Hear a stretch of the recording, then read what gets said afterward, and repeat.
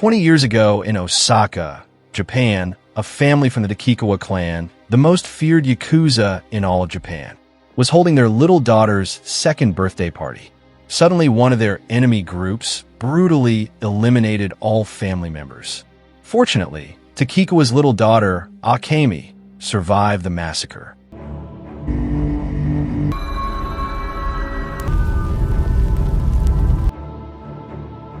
Akemi grew up in Brazil, one of the countries with the largest Japanese community.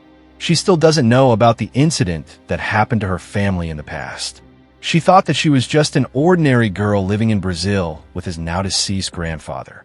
Out of concern that she would forget her roots, his grandfather's friend, whom Akemi used to call senpai or teacher, taught her some sword techniques.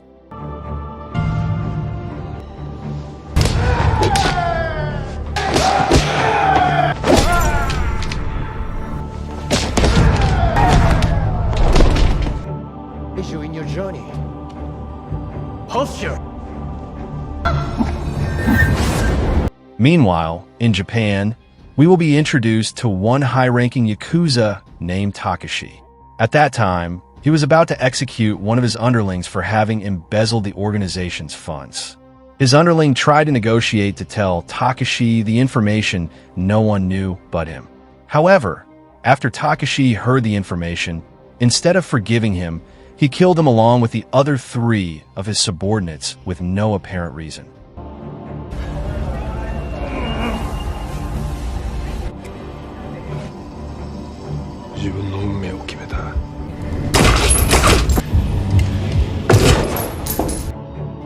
Feeling responsible for his subordinate's mistake, Takashi went to meet his boss, Oyabun, to apologize by cutting off one of his fingers.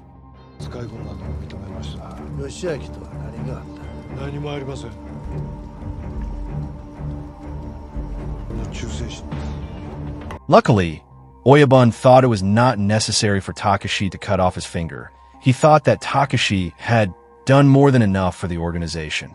However, this was not the case for Kojiro, Oyabun's right-hand man, who, in the first place, had no respect for Takashi, as he thought the latter used to be a yakuza from the Takashi clan.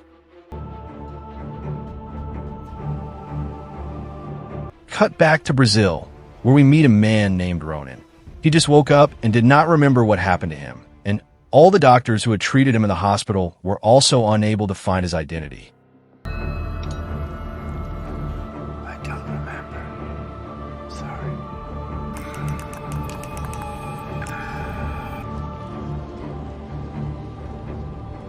In the end, they called the police, hoping that it would help them. Not wanting to trouble the people around him, Ronin decided to leave the hospital. As we can see, it seems that he has been trained to do this. Before leaving the hospital, he took the katana sword that had been brought by the police earlier, and he hoped that by doing so he could find the answer to who he was.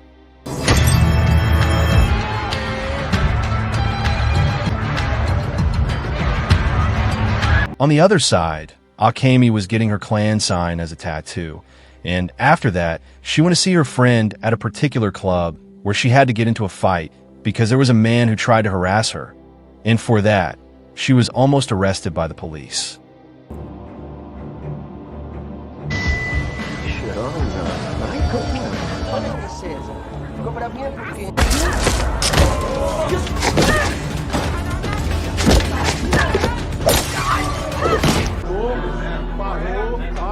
Elsewhere, Ronin went to an antique shop to find out who the owner of the katana sword he was carrying was.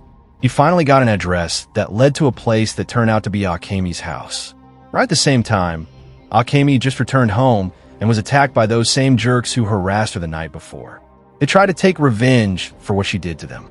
Helpless and cornered, Akemi fought them all with all her might.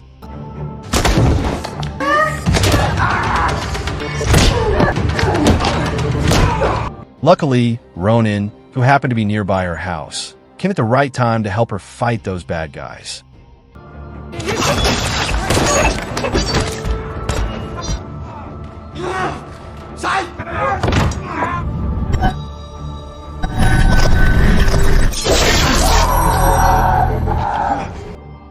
We cut back to Takashi, who is now in Brazil, to find Akemi.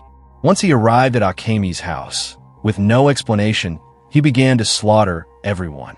Akemi ran away in fear. She thought that Takashi was targeting her.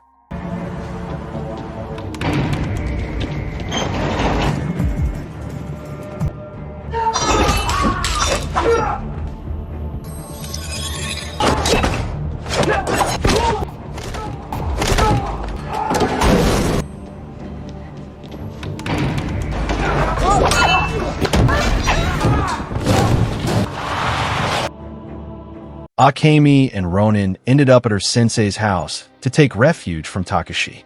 Finally, the fact about who the previous owner of the katana sword was is revealed. It belonged to Akemi's grandfather. However, Akemi had no idea about it all. All she knew about him was that he was just an ordinary old man, living just like others. At the end, her sensei told her one important thing for her to know, that the sword was destined to return to Akemi's hands, and he asked her to find out more about it by giving her a photo and an address. In that photo, Takashi was there with some people that looked like a family. And to help you, you need to talk to someone else. Now, your life depends on it. The katana has found you. You and Aid are one now, as you're meant to be. Out of curiosity, Akemi went to the address given by her sensei, and Ronin followed her in the hope of finding some answer that might help him know more about himself.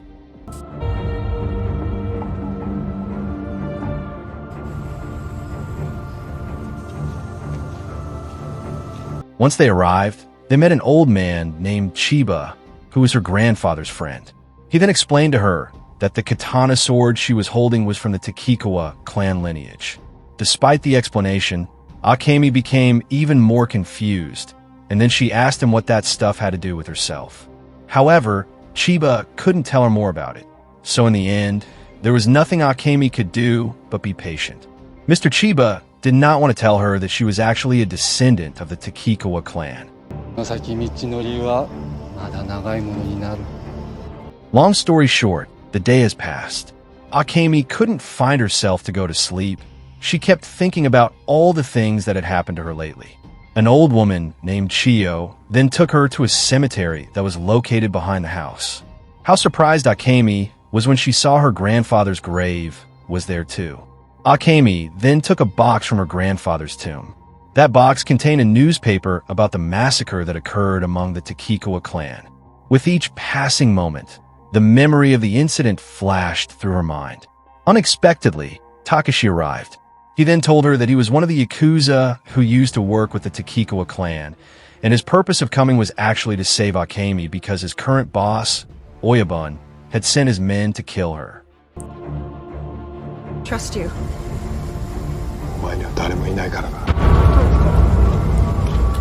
We need to get out of here.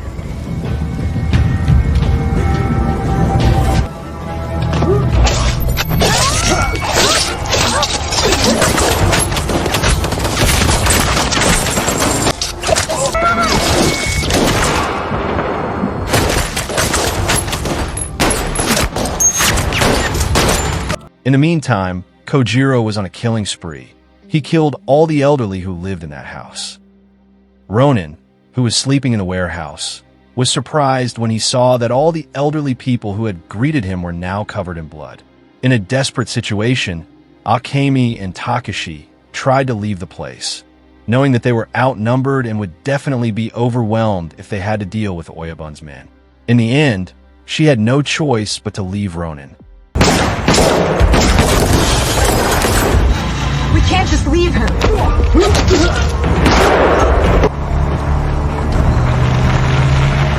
Once Akemi and Takashi arrived at some safe place, Takashi finally told her everything about her family. He told her that she was a descendant of the Takikawa clan, the most feared yakuza in Japan. When she was a little girl, all of her family were slaughtered by her father's enemies, Oyabun. As the only one who survived the tragedy and also the last successor of the Takikawa clan, Takashi, who was Akemi's father's confidant, was assigned to guard and protect Akemi. He then asked one of his subordinates, Daisuke, to run to Brazil with Akemi and then change their identities. Daisuke then claimed that he was Akemi's grandfather. It was planned before that Daisuke would reveal everything about her when she grew up, but unluckily, Daisuke was killed by a hitman hired by Oyabun. That hitman was none other than Ronin. Was the most feared man in Osaka. He was killed. Your father, your mother, Bon Kenichi and his goon Kojiro set up a trap. The idea was to kill you both, where Bon Kenichi hired him. Therefore, Takashi came to Brazil in order to bring Akemi back to Japan, where some of the leaders of the organizations who used to work with Akemi's father were ready to avenge her family together with her as the legitimate leader of the Takikawa clan. Akemi made up her mind. She was determined to avenge her family and decided to go back to Japan. As for you, they're a still man, loyal to your family. Where Bon Kenichi knows the risk you represent. Before leaving Brazil, she went to her sensei's house to say goodbye. But how shocked she was to find her sensei dead in such a tragic way. Shortly after that, Ronin appeared, and she was sure that he was the one who killed her sensei. But Ronin denied it, stating that he couldn't remember anything. Blinded by her sense of revenge, Akemi didn't believe any of his excuses, especially when she knew that he was the assassin who killed her grandfather.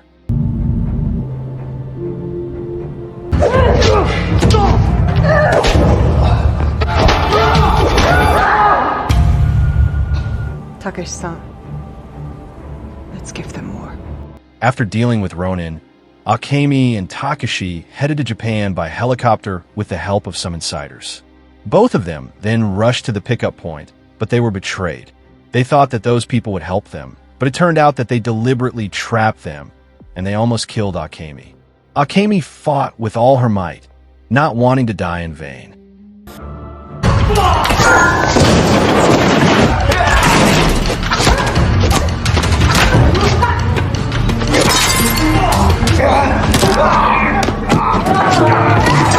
She tried her best, using her katana, to beat all of Oyabun's men, and she ended up defeating them all. Akemi's heart is set. She is the successor to the Takikawa clan. Afterward, Akemi and Takashi resumed their goal. They went upstairs to catch the helicopter they had chartered, but it was not there. Instead, Kojiro and his men were there, waiting for them. It's good to see you again, Takashi-san. Kojiro was furious when he saw Takashi guarding the Takikawa's successor. He then took his katana and aimed it at Takashi. The latter died right before Akemi's eyes. Unexpectedly, Ronin came out of nowhere. When he saw an opportunity, he used it to kill 2 of Kojiro's men. A few moments later, Akemi dared Kojiro to duel with her using their respective katana swords. Akemi ignored the cut of Kojiro's sword that wounded her. That wouldn't stop her at all.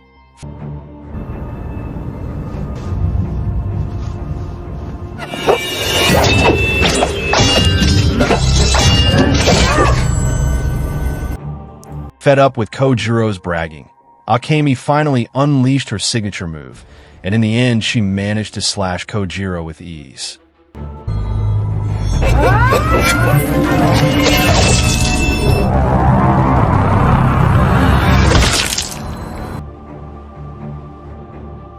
Following that, she saw Ronin lying on the ground, helpless. She was still annoyed by him and intended to kill him too, but Ronin apologized and told her later on that he really couldn't remember what he did. Akemi forgave him, but with one condition. He had to work under her power, as she would return to Japan and avenge her family.